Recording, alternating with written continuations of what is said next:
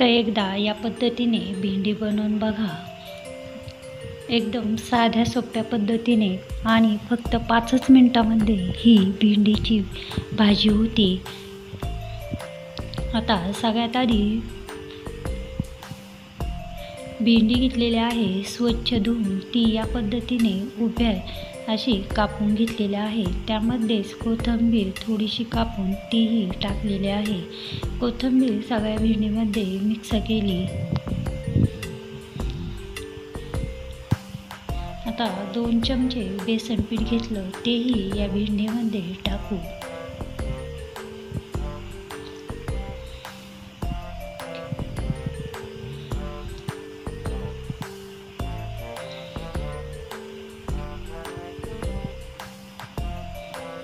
चवीनुसार मीठ टाकायचं आहे.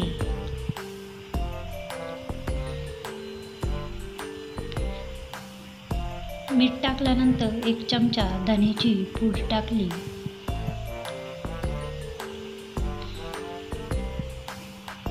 काश्मीरी लाल तिखट 1 चमचा टाकलं.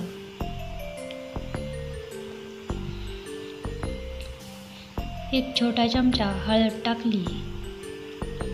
आता हे सगळे मसाले भेंडीला व्यवस्थित असे सगळ्या भेंडीला लागल्या जाईल अशा पद्धतीने चोळून घ्यायचे.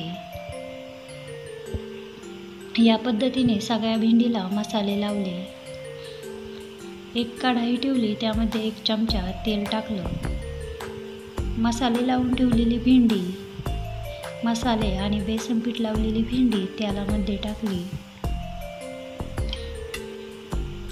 2 ते 3 मिनिटं छान अशी ही भेंडी तेलामध्ये तळून घेतली.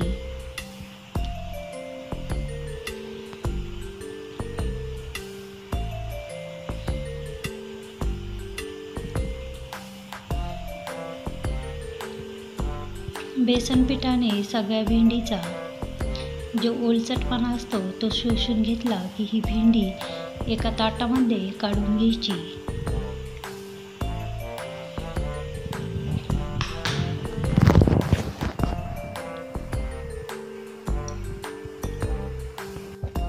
एक मोठ्या साईजचा कांदा कापून घेतला, तो या पद्धतीने मोठा मोठा कापला, सुट्टा केला. एक कांडी लसूण ठेचून घेतला. 2 ते 3 मिरच्या कापून घेतल्या उभ्या. तीच कढाई ठेवली, त्यामध्ये 2 ते छोटे चमचे तेल टाकलं. तेलामध्ये जिरे टाकले.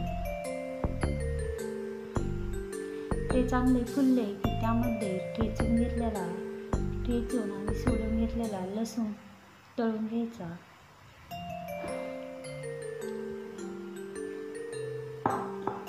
लसूण थोडासा लाल झाला की त्यामध्ये उभ्या मधोमध कापून घेतलेल्या मिरच्या त्याही टाकायच्या.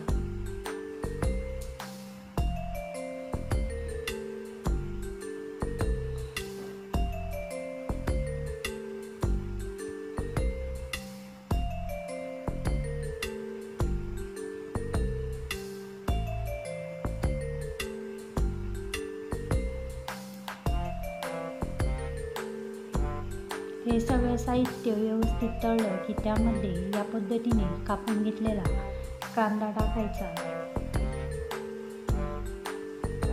2 ते 3 मिनिटं छान असा कांदा परतून झाला.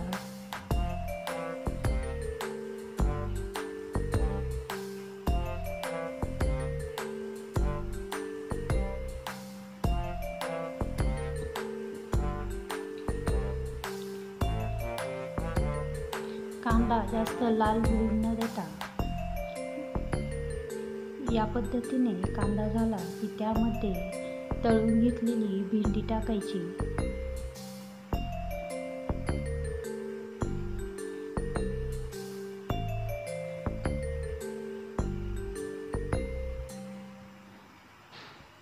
पन्नास टक्के भेंडी शिजलेली आहे. यामध्ये पुन्हा निम्मी भेंडी शिजून द्यायची. सगळे मसाले व्यवस्थित भेंडीला लागल्या जाईल या पद्धतीने हलवून घेतले.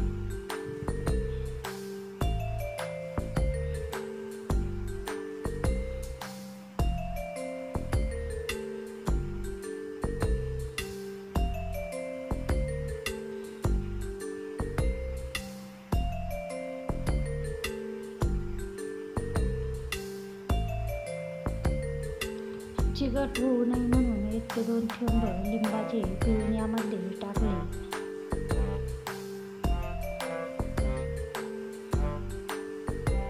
अशा पद्धतीने भेंडीची भाजी शिजलेली आहे. एकदम साधे सोप्या पद्धतीने कुठलेही मसाले न टाकता